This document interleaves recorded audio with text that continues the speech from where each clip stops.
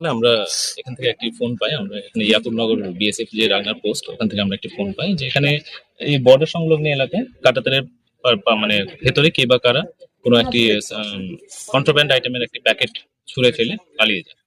তো তারপর আমরা পিএস থেকে, ধর্মনগর পিএস থেকে আমরা আসি এবং এসে আমরা দেখতে পাই যে এখানে একটি পাউচ, সিল্ড পাউচ, যেটার মধ্যে মোস্ট পসিবলি ইয়াবা ট্যাবলেটস, সাসপেক্টেড টু বি ইয়াবা ট্যাবলেটস আমরা পাই এবং আমরা অ্যাকর্ডিংলি আমরা ওটা সিজ করি। এখন সে প্রসিজারটাই চলছে। তো এই এরিয়াতে আমরা সেটা সিজ করি।